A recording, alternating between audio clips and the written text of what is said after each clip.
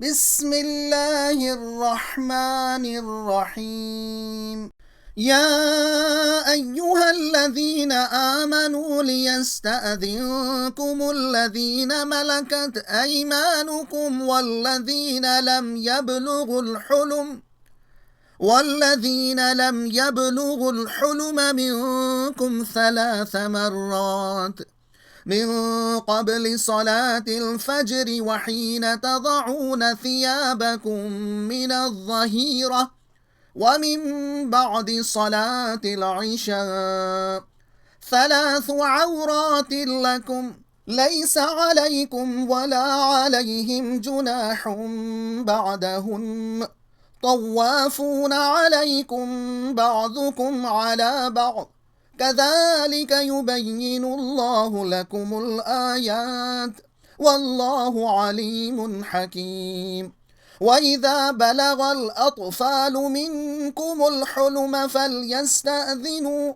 فليستأذنوا كما استأذن الذين من قبلهم كذلك يبين الله لكم آياته والله عليم حكيم. والقواعد من النساء اللاتي لا يرجون نكاحا فليس عليهن جناح أن يضعن ثيابهن غير متبرجات بزينة وأن يستعففن خير لهن والله سميع عليم. ليس على الأعمى حرج ولا على الأعرج حرج ولا على المريض حرج ولا على أنفسكم أن تأكلوا من بيوتكم أو بيوت آبائكم أو بيوت أمهاتكم أو بيوت إخوانكم أو بيوت أخواتكم أو بيوت أعمامكم أو بيوت عماتكم أو بيوت أخوالكم أو بيوت خالاتكم أو ما ملكتم مفاتحه أو صديقكم ليس عليكم جناح أن تأكلوا جميعا أو أشتاتا فإذا دخلتم بيوتا فسلموا على أنفسكم تحية من عند الله مباركة طيبة كذلك يبين الله لكم الآيات لعلكم تعقلون۔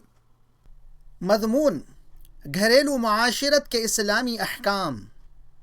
مطلب: اے ایمان والو، اپنے گھر کے خادموں اور ایسے بچوں کو جن کے اندر صنفی شعور نہ پیدا ہوا ہو 3 اوقات میں انہیں بغیر اجازت تمہارے تخلیے میں داخل نہ ہونے دو۔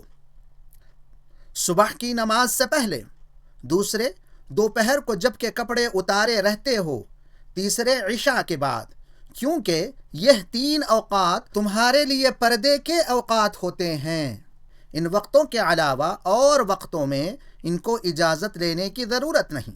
جب لڑکے بڑے ہو جائیں تو ان کو بھی اسی طرح اجازت لینی چاہیے جس طرح ان کے بڑے اجازت لیتے رہتے ہیں۔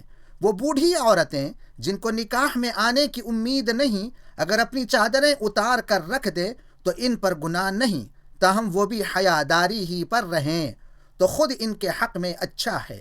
تم لوگ مل کر کھاؤ یا الگ الگ، اس میں کوئی حرج نہیں، البتہ جب گھروں میں داخل ہو تو اپنے لوگوں کو سلام کیا کرو۔